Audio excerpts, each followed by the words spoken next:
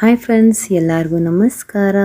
ಇವತ್ತು ನಾನು ಆಲೂಗಡ್ಡೆಯಿಂದ ಒಂದು ಒಳ್ಳೆ ಹೊಸ ರೆಸಿಪಿ ಮಾಡ್ತಾ ಇದ್ದೀನಿ. ಮನೆಯಲ್ಲಿ ಸ್ನ್ಯಾಕ್ಸ್ ಏನು ಇಲ್ಲದಾಗ ಚಟಾಪಟ ಅಂತ ಮಾಡಿ ಮುಗಿಸ್ಬೋದು. 5ರಿಂದ 10 ನಿಮಿಷ ಸಾಕಾಗುತ್ತೆ ಈ ಸ್ನ್ಯಾಕ್ಸ್ ರೆಸಿಪಿಗೆ. ರುಚಿ ಅಂತೂ ಅದ್ಭುತವಾಗಿದೆ, ಅಷ್ಟೇ ಸುಲಭವಾದ ರೆಸಿಪಿ ಇದು. ಮೊದಲನೇದಾಗಿ ನಾನಿಲ್ಲಿ 2 ಆಲೂಗಡ್ಡೆ ತಗೊಂಡಿದ್ದೀನಿ. ಆಲೂಗಡ್ಡೆನ ನೀಟಾಗಿ ಸಿಪ್ಪೆ ತೆಗೆದು ಮತ್ತೊಮ್ಮೆ ಶುದ್ಧವಾದ ನೀರಿನಲ್ಲಿ ಕ್ಲೀನ್ ಮಾಡಿ ಅದನ್ನು ಚಿಪ್ಸ್ ಆಕಾರದ ಸ್ಲೈಸಸ್ಗಳಾಗಿ ಮಾಡ್ಕೊಳ್ತಾ ಇದ್ದೀನಿ. 2 ಆಲೂಗಡ್ಡೆನೂ ಇದೇ ರೀತಿ ಸ್ಲೈಸಸ್ಗಳನ್ನು ಮಾಡ್ಕೊಳ್ತಾ ಇದ್ದೀನಿ. ನೋಡಿ, ಸ್ಲೈಸಸ್ಸು ಈ ರೀತಿ ಬಂದಿದೆ, ತುಂಬ ತೆಳ್ಳಗೆ ಬಂದಿದೆ. ಈಗ 2 ಆಲೂಗಡ್ಡೆಯಿಂದನೂ ಸ್ಲೈಸಸ್ನ ರೆಡಿ ಮಾಡಿಕೊಂಡು ಆಗಿದೆ. ಶಾಪ್ಗಳಲ್ಲಿ ಪೊಟ್ಯಾಟೊ ಟ್ವಿಸ್ಟರ್ ಕೊಡ್ತಾರಲ್ವ, ಅದಕ್ಕೆ ಯೂಸ್ ಮಾಡ್ತಕ್ಕಂಥ ಕಡ್ಡಿಗಳು ಇದು.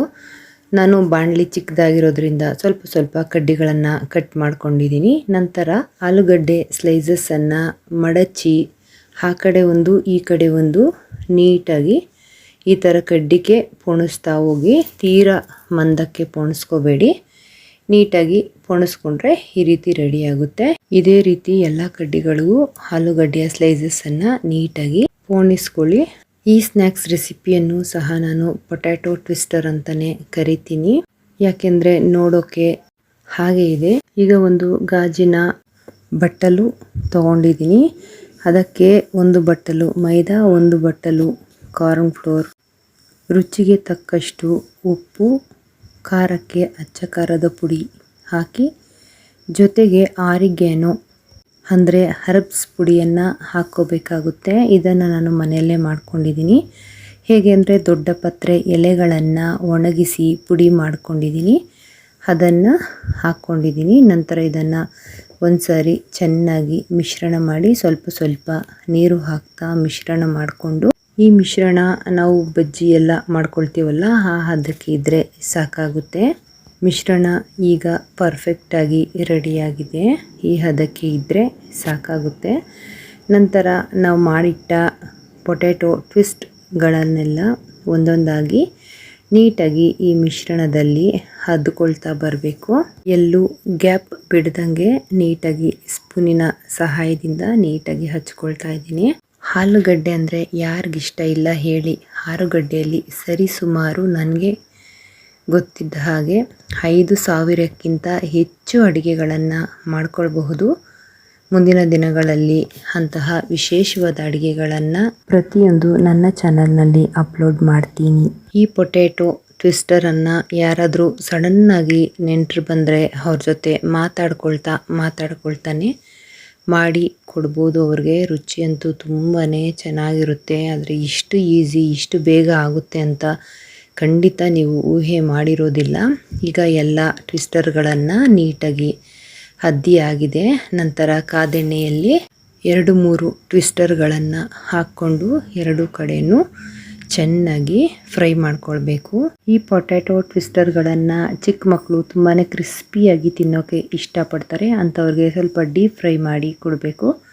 ಸ್ವಲ್ಪ ವಯಸ್ಸಾದವರಿಗೆ ಸ್ವಲ್ಪ ಸಾಫ್ಟಾಗಿ ಇರುವಂತೆ ಮಾಡಿಕೊಡ್ಬೋದು. ಆದರೆ 2 ರೀತಿ ಮಾಡಿದ್ರೂ ಸಹ ರುಚಿ ಮಾತ್ರ ತುಂಬಾ ಚೆನ್ನಾಗಿರುತ್ತೆ. ಇದೇ ರೀತಿ ಉಳಿದ ಟ್ವಿಸ್ಟರ್ಗಳನ್ನು ಸಹ ಹಾಕಿ ಡೀಪ್ ಫ್ರೈ ಮಾಡಿ ಎಣ್ಣೆಯಿಂದ ತೆಗೀರಿ. ಈ ವಿಡಿಯೋ ನಿಮಗೆ ಇಷ್ಟ ಆಗಿದ್ರೆ ಕಮೆಂಟ್ ಮಾಡಿ, ಫ್ರೆಂಡ್ಸ್ ಮತ್ತು ಫ್ಯಾಮಿಲಿಗೆ ಶೇರ್ ಮಾಡೋದನ್ನು ಮಾತ್ರ ಮರಿಬೇಡಿ. ನಂತರ ಈಗ ರೆಡಿಯಾದ ಟ್ವಿಸ್ಟರ್ಗಳಿಗೆ ಮೇಲೆ ಅಚ್ಚ ಖಾರದ ಪುಡಿ, ಉಪ್ಪು ಮತ್ತು ಆರಿಗೇನೋ ಈ 3 ಉದುರಿಸಿ ಈಗ ರುಚಿಯಾದ ಪೊಟ್ಯಾಟೊ ಟ್ವಿಸ್ಟರ್ ರೆಡಿಯಾಗಿದೆ. ಮತ್ತೊಂದು ವಿಡಿಯೋದೊಂದಿಗೆ ಭೇಟಿಯಾಗೋಣ. ವಿಡಿಯೋ ನೋಡಿದ್ದಕ್ಕಾಗಿ ಧನ್ಯವಾದಗಳು. ಹಾಯ್ ಫ್ರೆಂಡ್ಸ್, ಎಲ್ಲರಿಗೂ ನಮಸ್ಕಾರ. ಇವತ್ತಿನ ಈ ವಿಡಿಯೋದಲ್ಲಿ ಸಬ್ಬಕ್ಕಿಯಲ್ಲಿ ರುಚಿಯಾದ ಚಪಾತಿ ಮಾಡೋದು ಹೇಗೆ ಮತ್ತು ಅದರ ಜೊತೆ ಕಾಂಬಿನೇಷನ್ಗೆ ವೆಜಿಟೇಬಲ್ ಕುರ್ಮಾ, ತರಕಾರಿಗಳನ್ನು ಹಾಕಿ ಕುರ್ಮಾ ಮಾಡೋದು ಹೇಗೆ ಅಂತ ನೋಡೋಣ ಬನ್ನಿ. ತುಂಬ ಸಾಫ್ಟ್ ಚಪಾತಿ, ರುಚಿ ಮಾತ್ರ ಅದ್ಭುತವಾಗಿರುತ್ತೆ. ಮೊದಲಿಗೆ ಒಲೆ ಮೇಲೆ ಬಾಣಲೆ ಇಟ್ಟು ಅದಕ್ಕೆ 1 ಕಪ್ ಸಬ್ಬಕ್ಕಿಯನ್ನು ಹಾಕ್ಕೊಳ್ತಾ ಇದ್ದೀನಿ. ನಾನಿಲ್ಲಿ ದಪ್ಪ ಸಬ್ಬಕ್ಕಿಯನ್ನು ತಗೊಂಡಿದ್ದೀನಿ. ನೀವು ಬೇಕಿದ್ರೆ ಯಾವ ಸೈಜ್ನ ಸಬ್ಬಕ್ಕಿ ಬೇಕಾದರೂ ತಗೊಳ್ಬೋದು, ಅಥವಾ ಸಣ್ಣದು ನೈಲಾನ್ ಸಬ್ಬಕ್ಕಿ ಸಿಗುತ್ತೆ, ಅದನ್ನು ಬೇಕಾದರೂ ನೀವು ಉಪಯೋಗ ಮಾಡ್ಬೋದು. ನಾನಿಲ್ಲಿ ಸಬ್ಬಕ್ಕಿಯನ್ನು ಸಣ್ಣ ಉರಿಯಲ್ಲಿ ಹುರ್ಕೊಳ್ತಾ ಇದ್ದೀನಿ. ತುಂಬ ಉರಿಯೋ ಅವಶ್ಯಕತೆ ಇಲ್ಲ, ಸ್ವಲ್ಪ ಬೆಚ್ಚಗಾದರೆ ಸಾಕು. ನಂತರ 2 ನಿಮಿಷ ಸಬ್ಬಕ್ಕಿ ಆರಿದ ನಂತರ ಮಿಕ್ಸಿ ಜಾರಿಗೆ ಹಾಕಿ ಎಷ್ಟು ಸಾಧ್ಯನೋ ಅಷ್ಟು ನುಣ್ಣಗೆ ಪುಡಿ ಮಾಡ್ಕೊಂಡಿದ್ದೀನಿ. ನೋಡಿ ಈ ಹದದಲ್ಲಿದೆ. ನೋಡಿ ಎಷ್ಟು ಪುಡಿ ಮಾಡಿದ್ರೂ ಸಹ ಸ್ವಲ್ಪ ತರಿ ಹಾಗೆ ಇರುತ್ತೆ. ಈಗ ರೆಡಿಯಾಗಿದೆ. 4 ಸಣ್ಣ ಆಲೂಗಡ್ಡೆಗಳನ್ನು ನಾನಿಲ್ಲಿ ಬೇಯಿಸ್ಕೊಳ್ತಾ ಇದ್ದೀನಿ. ನೀವು ಬೇಕಿದ್ರೆ ದೊಡ್ಡ ಆಲೂಗಡ್ಡೆಗಳಾದರೆ 2 ಹಾಕ್ಕೊಳ್ಬೋದು. ನಾನಿಲ್ಲಿ 2 ವಿಸಿಲ್ ಬರೋವರೆಗೂ ಕೂಗಿಸ್ಕೊಳ್ತಾ ಇದ್ದೀನಿ. ಆಲೂಗಡ್ಡೆಗಳನ್ನು ಹಾಗೆ ಪಾತ್ರೆಯಲ್ಲೂ ಸಹ ನುಣ್ಣಗೆ ಬೇಯಿಸ್ಕೊಳ್ಬಹುದು.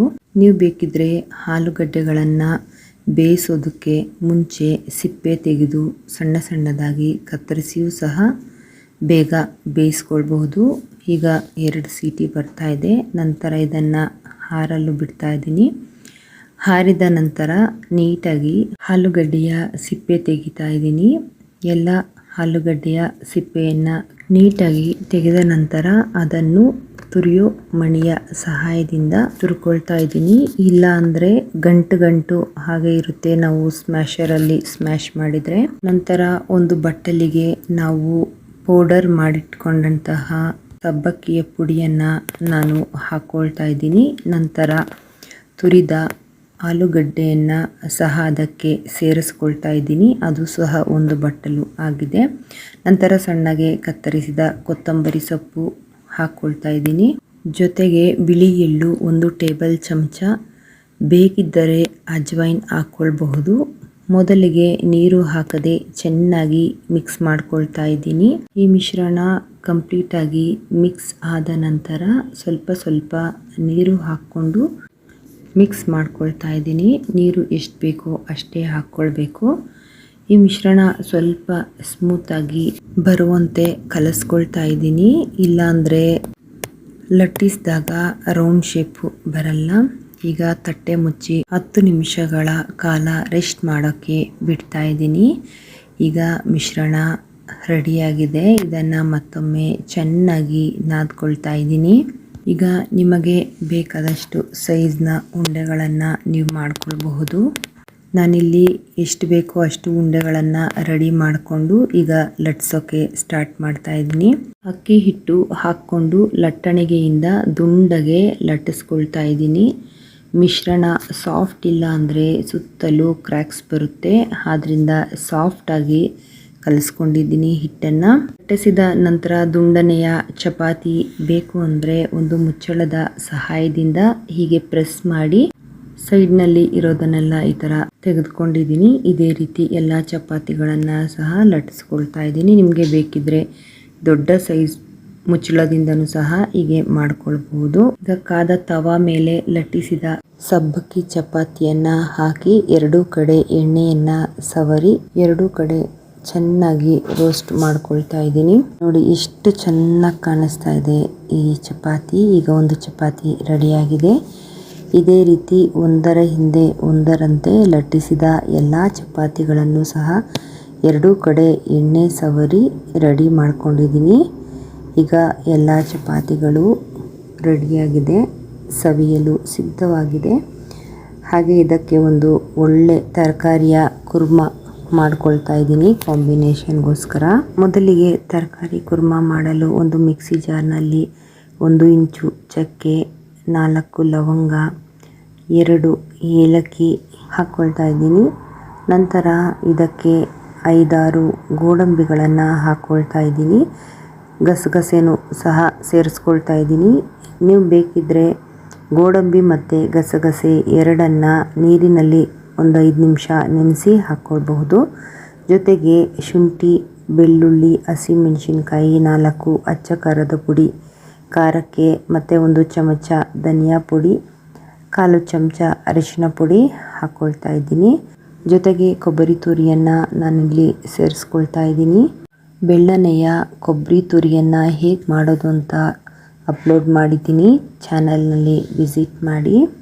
ಜೊತೆಗೆ ಕೊತ್ತಂಬರಿ ಸೊಪ್ಪು ಮತ್ತು ಪುದೀನ ಹಾಕಿ ತಕ್ಕಷ್ಟು ಅಂದರೆ ಸ್ವಲ್ಪ ನೀರು ಹಾಕಿ ನುಣ್ಣಗೆ ರುಬ್ಕೊಳ್ತಾ ಇದ್ದೀನಿ. ಈಗ ಗ್ರೇವಿ ರೆಡಿಯಾಗಿದೆ.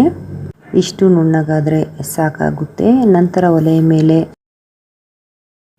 ಪಾತ್ರೆ ಇಟ್ಟು ಎಣ್ಣೆ ಹಾಕ್ಕೊಳ್ತಾ ಇದ್ದೀನಿ. ಎಣ್ಣೆ ಕಾದ ನಂತರ ಸೋಂಪು ಅರ್ಧ ಚಮಚ ಹಾಕಿ ಅದಕ್ಕೆ 1 ಟೇಬಲ್ ಚಮಚ ಕಸೂರಿ ಮೇಥಿ, ಸಣ್ಣದಾಗಿ ಕತ್ತರಿಸಿದ ಈರುಳ್ಳಿ 2 ಹಾಕಿ ಚೆನ್ನಾಗಿ ಫ್ರೈ ಮಾಡ್ಕೊಳ್ತಾ ಇದ್ದೀನಿ. ನೀವು ಬೇಕಿದ್ದರೆ ಕುಕ್ಕರನ್ನು ಸಹ ಉಪಯೋಗ ಮಾಡ್ಬೋದು.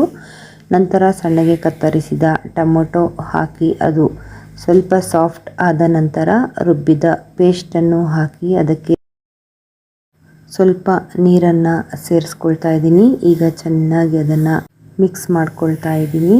ಈಗ ಲೋ ಫ್ಲೇಮಲ್ಲಿ ಬೇಯಿಸ್ಕೊಳ್ತಾ ಇದ್ದೀನಿ. ಎಲ್ಲ ಮಸಾಲೆ ಹಸಿಯಾಗಿ ರುಬ್ಬಿರೋದ್ರಿಂದ ಸ್ವಲ್ಪ ಹಸಿ ವಾಸನೆ ಹೋಗೋವರೆಗೂ ಸ್ವಲ್ಪ ಬೇಯಿಸ್ಕೊಳ್ತಾ ಇರಬೇಕು. ನಂತರ ರುಚಿಗೆ ತಕ್ಕಷ್ಟು ಉಪ್ಪು ಹಾಕಿ ಮಿಕ್ಸ್ ಮಾಡ್ಕೊಳ್ತಾ ಇದ್ದೀನಿ. ಸಣ್ಣ ಉರಿಯಲ್ಲಿ ಹಾಗೆ ಬೇಯಿಸ್ಕೊಳ್ತಾ ಇದ್ದೀನಿ. ಜೊತೆಗೆ ಸಣ್ಣದಾಗಿ ಕತ್ತರಿಸಿದ ತರಕಾರಿಗಳನ್ನು ಸೇರಿಸ್ಕೋಬೇಕು. ನಾನಿಲ್ಲಿ ಹಸಿರು ಬಟಾಣಿ, ಬೀನ್ಸ್, ಕ್ಯಾರೆಟ್ ಮತ್ತು ಹೂಕೋಸನ್ನು ಸಣ್ಣದಾಗಿ ಕತ್ತರಿಸ್ಕೊಂಡು ಸೇರಿಸ್ಕೊಳ್ತಾ ಇದ್ದೀನಿ. ಇದಕ್ಕೆ ತಕ್ಕಷ್ಟು ನೀರನ್ನು ಹಾಕಿ ಚೆನ್ನಾಗಿ ಮಿಕ್ಸ್ ಮಾಡ್ಕೊಳ್ತಾ ಇದ್ದೀನಿ. ನಾನು ಇಲ್ಲಿ ಫ್ರೋಝನ್ ತರಕಾರಿಗಳನ್ನು ತಗೊಂಡಿರೋದ್ರಿಂದ ಅದು ಕುಕ್ಕರಲ್ಲಿ ಬೇಯಿಸುವ ಅವಶ್ಯಕತೆ ಇಲ್ಲ ಅಂತ ಹೇಳಿ ಹಾಗೆ ಪಾತ್ರೆಯಲ್ಲಿ ಮುಚ್ಚಳ ಮುಚ್ಚಿ ಬೇಯಿಸ್ಕೊಳ್ತಾ ಇದ್ದೀನಿ. ಒಂದು 5 ನಿಮಿಷ ಸಾಕಾಗುತ್ತೆ. ಫ್ರೆಶ್ ತರಕಾರಿ ಆದರೆ ಬೇಯೋದಕ್ಕೆ ಸ್ವಲ್ಪ ಟೈಮ್ ಹಿಡಿಯುತ್ತೆ. ನಿಮಗೆ ಅರ್ಜೆಂಟ್ ಇದ್ದರೆ ಕುಕ್ಕರ್ನಲ್ಲೂ ಸಹ ಬೇಯಿಸ್ಕೊಳ್ಬೋದು. ನಂತರ ಇದಕ್ಕೆ ಕೊತ್ತಂಬರಿ ಸೊಪ್ಪನ್ನು ಉದುರಿಸಿ ನಾನಿಲ್ಲಿ 2 ಸ್ಲೈಸ್ ಬೆಣ್ಣೆಯನ್ನು ಹಾಕ್ಕೊಳ್ತಾ ಇದ್ದೀನಿ. ಇದು ಕಂಪ್ಲೀಟ್ಲಿ ಆಪ್ಷನಲ್, ನೀವು ಬೇಕು ಅಂದರೆ ಮಾತ್ರ ಉಪಯೋಗ ಮಾಡ್ಕೊಳ್ಬಹುದು. ಈಗ ರುಚಿಯಾದ ತರಕಾರಿ ಕುರ್ಮಾ ರೆಡಿಯಾಗಿದೆ. ನಿಮಗೆಲ್ಲ ಸಬ್ಬಕ್ಕಿ ದೋಸೆ ಮತ್ತು ತರಕಾರಿ ಕುರ್ಮಾ ಇಷ್ಟ ಆಗಿದೆ ಅಂದ್ಕೊಂಡಿದ್ದೀನಿ. ಇಷ್ಟ ಆದರೆ ದಯವಿಟ್ಟು ಒಂದು ಕಮೆಂಟ್ ಮಾಡಿ, ಫ್ರೆಂಡ್ಸ್ ಮತ್ತು ಫ್ಯಾಮಿಲಿಗೆ ಶೇರ್ ಮಾಡಿ, ಸಬ್ಸ್ಕ್ರೈಬ್ ಆಗಿ ಆಲ್ ಅಂತ ಟ್ಯಾಪ್ ಮಾಡೋದನ್ನು ಮಾತ್ರ ಮರಿಬೇಡಿ. ಈ ಚಪಾತಿ ಎಷ್ಟು ಸಾಫ್ಟಾಗಿತ್ತು ಅಂದರೆ ಬೆರಳುಗಳಿಂದನೇ ಅದನ್ನು ಕಟ್ ಮಾಡ್ಬೋದು, ಅಷ್ಟು ಸಾಫ್ಟಾಗಿತ್ತು ಈ ಚಪಾತಿ. ರುಚಿ ಅಂತೂ ತುಂಬಾ ಅದ್ಭುತವಾಗಿತ್ತು. ನಮಗಂತೂ ತುಂಬ ಇಷ್ಟ ಆಯಿತು. ಮನೆಯಲ್ಲೂ ಸಹ ಎಲ್ಲರೂ ತುಂಬಾ ಇಷ್ಟಪಟ್ಟರು. ಮುಂದಿನ ವಿಡಿಯೋದೊಂದಿಗೆ ಭೇಟಿಯಾಗೋಣ. ನೀವೆಲ್ಲ ವಿಡಿಯೋ ನೋಡಿದ್ದಕ್ಕಾಗಿ ಧನ್ಯವಾದಗಳು. ಹಾಯ್ ಫ್ರೆಂಡ್ಸ್, ಎಲ್ಲರಿಗೂ ನಮಸ್ಕಾರ. ಇವತ್ತು ನಾವು ಕಪ್ಪು ದ್ರಾಕ್ಷಿಯ ಜ್ಯೂಸನ್ನು ಹೇಗೆ ಮಾಡೋದು ಅಂತ ನೋಡೋಣ ಬನ್ನಿ. ಮೊದಲಿಗೆ ನಮ್ಮ ತೋಟದಲ್ಲಿ ದ್ರಾಕ್ಷಿ ಹಣ್ಣುಗಳನ್ನು ಕಿತ್ಕೊಂಡು ಬರೋಕ್ಕೆ ಹೋಗಿದ್ದೆ. ಅಲ್ಲಿ ಉದ್ದುದ್ದ ಗೊನೆಗಳನ್ನು ಸೆಲೆಕ್ಟ್ ಮಾಡಿಕೊಂಡು ನನಗೆ ಜ್ಯೂಸ್ಗೆ ಎಷ್ಟು ಬೇಕು ಅಷ್ಟು ಹಣ್ಣುಗಳನ್ನು ಕಿತ್ಕೊಳ್ತಾ ಇದ್ದೀನಿ. ಈ ಕಪ್ಪು ದ್ರಾಕ್ಷಿಯನ್ನು ಬೆಂಗಳೂರು ಬ್ಲೂ ಅಂತ ಕರಿತೀವಿ. ಇದನ್ನು ಬೆಂಗಳೂರು ಬ್ಲೂ ಅಂತ ಕರಿತೀವಿ, ಆದರೆ ಬೆಂಗಳೂರವರು ತಿನ್ನೋದು ತುಂಬಾ ಕಡಿಮೆ. ಇದು ಜಾಸ್ತಿ ಕೇರಳ ಮತ್ತು ಒರಿಸ್ಸಾಗೆ ರಫ್ತಾಗುತ್ತೆ. ನಾನು ಇಷ್ಟು ಹಣ್ಣುಗಳನ್ನು ಕಿತ್ಕೊಂಡು ಬಂದೆ ಮನೆಗೆ. ಈಗ ನೀಟಾಗಿ ಈ ಹಣ್ಣುಗಳನ್ನು ತೊಳಿಬೇಕು. ಇದಕ್ಕೆ ತುಂಬಾ ಔಷಧಿಗಳನ್ನು ಹೊಡಿತಾ ಇರ್ತೀವಿ. ಅದರಿಂದ ಮೊದಲನೇದಾಗಿ ಒಂದು ಬಟ್ಲಲ್ಲಿ ದ್ರಾಕ್ಷಿ ಹಣ್ಣುಗಳನ್ನು ಹಾಕಿ ಅದಕ್ಕೆ ಸಾಲ್ಟ್ ಹಾಕಿ ಚೆನ್ನಾಗಿ ನೀರಲ್ಲಿ ತೊಳ್ಕೊಳ್ತಾ ಇದ್ದೀನಿ. ಈ ದ್ರಾಕ್ಷಿ ಹಣ್ಣನ್ನು ವರ್ಷಕ್ಕೆ ನಾವು 2 ಬೆಳೆ ತೆಗಿತೀವಿ. 6 ತಿಂಗಳಿಗೆ 1 ಬೆಳೆ ಬರುತ್ತೆ ಇದು. ಆದರೆ ಬೇಸಿಗೆಯಲ್ಲಿ ಸಿಗುವಂಥ ಹಣ್ಣು ಮಾತ್ರ ತುಂಬಾ ಸ್ವೀಟಾಗಿರುತ್ತೆ. ಚಳಿಗಾಲದಲ್ಲಿ ಸ್ವಲ್ಪ ಹುಳಿ ಇರುತ್ತೆ. ಈ ಕಪ್ಪು ದ್ರಾಕ್ಷಿಯಲ್ಲಿ ಆನುವಂಶಿಕ ಲಕ್ಷಣಗಳನ್ನೇ ಬದಲಿಸಬಲ್ಲ ಗುಣಗಳನ್ನು ಹೊಂದಿದೆ ಹಾಗೂ ಆ್ಯಂಟಿ ಆಕ್ಸಿಡೆಂಟ್ಗಳ ಗುಣಗಳು ಇರೋದ್ರಿಂದ ಸ್ತನ ಕ್ಯಾನ್ಸರ್ ಮತ್ತು ಎಲ್ಲ ರೀತಿಯ ಕ್ಯಾನ್ಸರ್ಗಳನ್ನು ಬಹು ಪರಿಣಾಮಕಾರಿಯಾಗಿ ಎದುರಿಸುತ್ತದೆ. ರೆಸ್ವರಾಟ್ರೋಲ್ ಕಪ್ಪು ದ್ರಾಕ್ಷಿಯಲ್ಲಿ ಕಂಡುಬರುವ ಪೋಷಕಾಂಶವಾಗಿದ್ದು ಕ್ಯಾನ್ಸರ್ ಕೋಶಗಳನ್ನು ನಾಶಪಡಿಸುವ ಸಾಮರ್ಥ್ಯವನ್ನು ಈ ದ್ರಾಕ್ಷಿ ಹೊಂದಿದೆ. ಉಪ್ಪನ್ನು ಹಾಕಿ ತೊಳೆದಂಥ ಈ ದ್ರಾಕ್ಷಿಗಳನ್ನು ಒಂದು ತಟ್ಟೆಗೆ ಹಾಕಿ ಎಲ್ಲ ಕೊನೆಗಳಿಂದ ದ್ರಾಕ್ಷಿಗಳನ್ನು ಬಿಡಿಸ್ಕೊಳ್ತಾ ಇದ್ದೀನಿ. ನಿದ್ರಾಹೀನತೆಯಿಂದ ಯಾರು ಬಳಲ್ತಾ ಇರ್ತಾರೋ ಅಂಥವ್ರಿಗೆ ಈ ಕಪ್ಪು ದ್ರಾಕ್ಷಿ ರಾಮಬಾಣ ಅಂತಲೇ ಹೇಳ್ಬೋದು. ಕಪ್ಪು ದ್ರಾಕ್ಷಿಯು ಸ್ವಲ್ಪ ಹುಳಿಯಾಗಿ ಸಿಹಿಯಾದ ಅಂಶವನ್ನು ಸಹ ಹೊಂದಿರುತ್ತೆ. ಈ ಹಣ್ಣು ಹೆಚ್ಚು ಪೋಷಕಾಂಶಗಳು ಮತ್ತು ಆ್ಯಂಟಿ ಆಕ್ಸಿಡೆಂಟ್ಗಳನ್ನು ಹೊಂದಿದ್ದು ಆರೋಗ್ಯಕರವಾದ ಹಣ್ಣುಗಳು ಅಂತಲೇ ಹೇಳ್ಬೋದು. ಈ ದ್ರಾಕ್ಷಿ ಹಣ್ಣನ್ನು ಹಸಿಯಾಗಿಯೂ ತಿನ್ಬೋದು, ಒಣಗಿಸಿಯಾದರೂ ತಿನ್ಬೋದು, ಜ್ಯೂಸ್ ರೂಪದಲ್ಲಿ ಆದರೂ ಕುಡಿಯಬಹುದು ಅಥವಾ ವೈನ್ ರೂಪದಲ್ಲಾದರೂ ಸಹ ಸೇವಿಸಬಹುದು. ಈ ದ್ರಾಕ್ಷಿ ಹಣ್ಣಿನಲ್ಲಿ ರಕ್ತದಲ್ಲಿರುವ ಸಕ್ಕರೆಯ ಪ್ರಮಾಣವನ್ನು ಕಡಿಮೆ ಮಾಡುವಂತಹ ಗುಣ ಅತ್ಯಧಿಕವಾಗಿದೆ. ಈ ಹಣ್ಣನ್ನು ಸತತವಾಗಿ ಸೇವಿಸೋದ್ರಿಂದ ಮಧುಮೇಹವನ್ನು ನಿಯಂತ್ರಿಸಬಹುದು. ಇದರಲ್ಲಿರುವ ರೆಸ್ವೊರೆಟ್ರೋಲ್ ಎಂಬ ಪೋಷಕಾಂಶ ಒಂದು ನೈಸರ್ಗಿಕ ಫಿನಾಲ್ ಆಗಿದ್ದು ದೇಹದಲ್ಲಿ ಇನ್ಸುಲಿನ್ನ ಉತ್ಪಾದನೆಗೆ ಹೆಚ್ಚು ಪ್ರಚೋದನೆಯನ್ನು ನೀಡುತ್ತದೆ. ವಿಶೇಷವಾಗಿ ಟೈಪ್ 1 ಮಧುಮೇಹಿಗಳಿಗೆ ವರದಾನ ಅಂತಲೇ ಹೇಳ್ಬೋದು ಈ ಹಣ್ಣನ್ನು. ನಿಯಮಿತವಾಗಿ ಕಪ್ಪು ದ್ರಾಕ್ಷಿ ಉಪಯೋಗಿಸುವುದರಿಂದ ಏಕಾಗ್ರತೆ, ಸ್ಮರಣಶಕ್ತಿ ಹೆಚ್ಚಾಗುತ್ತದೆ, ಮೈಗ್ರೇನ್ ತಲೆನೋವು ಕಡಿಮೆಯಾಗುತ್ತೆ. ಈಗ ಎಲ್ಲ ಹಣ್ಣುಗಳನ್ನು ಬಿಡಿಸಾಗಿದೆ, ಅದನ್ನು ಮಿಕ್ಸಿಗೆ ಹಾಕಿ ಅಥವಾ ಜ್ಯೂಸ್ ಜಾರ್ ಇದ್ದರೆ ಜ್ಯೂಸ್ ಜಾರಲ್ಲೂ ಸಹ ನೀವು ಹಾಕ್ಕೊಳ್ಬಹುದು. ಈಗ ಮಿಕ್ಸಿ ಜಾರ್ಗೆ ಎಲ್ಲ ಹಣ್ಣುಗಳನ್ನು ಹಾಕ್ಕೊಳ್ತಾ ಇದ್ದೀನಿ. ಈಗ ಇದಕ್ಕೆ ಸಕ್ಕರೆ ಸೇರಿಸ್ಕೊಳ್ತಾ ಇದ್ದೀನಿ. ಸಕ್ಕರೆ ನಿಮಗೆ ಎಷ್ಟು ಬೇಕೋ ಅಷ್ಟು ಸೇರಿಸ್ಕೊಳ್ಳಿ. ಶುಗರ್ ಇರೋಂಥವರು ಶುಗರನ್ನು ಅವಾಯ್ಡ್ ಮಾಡಿ. ಜೊತೆಗೆ ಅರ್ಧ ಚಮಚ ಕರಿಮೆಣಸಿನ ಪುಡಿ ಮತ್ತು ಅರ್ಧ ಚಮಚ ಉಪ್ಪಿನ ಪುಡಿ ಹಾಕ್ಕೊಳ್ತಾ ಇದ್ದೀನಿ. ಇವೆರಡು ಹಾಕ್ಕೊಳ್ಳೋದ್ರಿಂದ ರುಚಿ ತುಂಬಾ ಹೆಚ್ಚಾಗಿರುತ್ತೆ. ನಂತರ ಇದಕ್ಕೆ ಸ್ವಲ್ಪನೇ ನೀರು ಹಾಕ್ಕೊಂಡು ನುಣ್ಣಗೆ ರುಬ್ಕೊಳ್ತಾ ಇದ್ದೀನಿ. ಜ್ಯೂಸ್ ರುಬ್ಕೊಂಡ್ಮೇಲೆ ಈ ರೀತಿ ರೆಡಿಯಾಗಿದೆ ನೋಡಿ. ಈಗ ಈ ಜ್ಯೂಸನ್ನು ದಪ್ಪ ಕಣ್ಣಿನ ಜಾಲರೆಯಲ್ಲಿ ಸೋಸ್ಕೊಳ್ತಾ ಇದ್ದೀನಿ. ಈ ಕಪ್ಪು ದ್ರಾಕ್ಷಿ ಒಟ್ಟಾರೆಯಾಗಿ ಹೇಳಬೇಕು ಅಂದರೆ ಮೆದುಳಿನ ರಕ್ಷಕನಾಗಿ ಕಾರ್ಯನಿರ್ವಹಿಸುತ್ತೆ. ಈ ಹಣ್ಣನ್ನು ಸತತವಾಗಿ ಸೇವನೆ ಮಾಡೋದ್ರಿಂದ ಹೃದಯಕ್ಕೂ ಸಹ ತುಂಬಾ ಒಳ್ಳೆಯದು. ಈ ಹಣ್ಣಲ್ಲಿ ಇರತಕ್ಕಂಥ ಫೈಟೋಕೆಮಿಕಲ್ಗಳು ಹೃದಯದ ಮೇಲೆ ಉಂಟಾಗುವ ಹಾನಿಯನ್ನು ತಡೆದು ಹೃದಯ ಸ್ನಾಯುಗಳನ್ನು ಬಲಪಡಿಸುವುದರಲ್ಲಿ ನೆರವಾಗುತ್ತದೆ ಮತ್ತು ದೇಹದಲ್ಲಿ ಕೊಲೆಸ್ಟ್ರಾಲ್ ಮಟ್ಟವನ್ನು ಕೂಡ ತುಂಬಾ ಕಡಿಮೆ ಮಾಡುತ್ತೆ.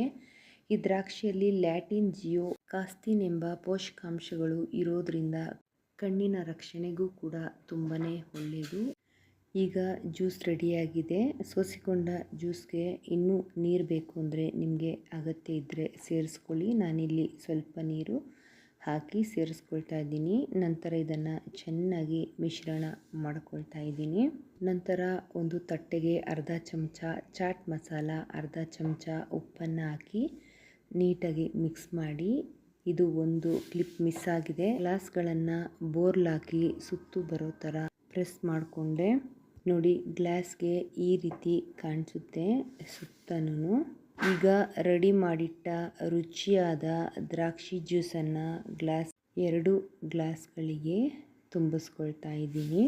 ಈಗ ರುಚಿಯಾದ ಹುಳಿಯಾದ ಸಿಹಿಯಾದ ದ್ರಾಕ್ಷಿ ಜ್ಯೂಸ್ ರೆಡಿಯಾಗಿದೆ, ಸವಿಯಲು ಸಿದ್ಧವಾಗಿದೆ. ನಾನು ಈ ಜ್ಯೂಸ್ಗೆ ಸ್ಟ್ರಾ ಹಾಕಿ ಮೇಲೆ ಮಿಂಟ್ ಲೀಫನ್ನು ಡೆಕೋರೇಟಾಗಿ ಮಾಡಿ ಸರ್ವ್ ಮಾಡ್ಕೊಳ್ತಾ ಇದ್ದೀನಿ. ಇದು ನಮ್ಮ ತೋಟದ ವಿಡಿಯೋ. ತೋಟದಲ್ಲಿ ಹಣ್ಣು ಕೀಳೋಕ್ಕೆ ಬಂದಿದ್ದರು, ಹೆಣ್ಮಕ್ಳೆಲ್ಲ ಬಂದಿದ್ದರು. ಬೆಳಿಗ್ಗೆ 5 ಗಂಟೆಗೆ ಬರ್ತಾರೆ ಈ ಥರ ಹಣ್ಣುಗಳು ಕಟ್ ಮಾಡೋದಕ್ಕೋಸ್ಕರ. ಈ ವಿಡಿಯೋ ನಿಮಗೆ ಇಷ್ಟವಾಗಿದ್ದರೆ ಲೈಕ್ ಮಾಡಿ, ಕಮೆಂಟ್ ಮಾಡಿ, ಫ್ರೆಂಡ್ಸ್ ಮತ್ತು ಫ್ಯಾಮಿಲಿಗೆ ಶೇರ್ ಮಾಡಿ, ಸಬ್ಸ್ಕ್ರೈಬ್ ಮಾಡಿ, ಹಾಲ್ ಅಂತ ಟ್ಯಾಪ್ ಮಾಡೋದನ್ನು ಮಾತ್ರ ಮರಿಬೇಡಿ. ಮತ್ತೊಂದು ವಿಡಿಯೋದೊಂದಿಗೆ ಭೇಟಿಯಾಗೋಣ. ಈ ವಿಡಿಯೋ ನೋಡಿದ್ದಕ್ಕಾಗಿ ಧನ್ಯವಾದಗಳು.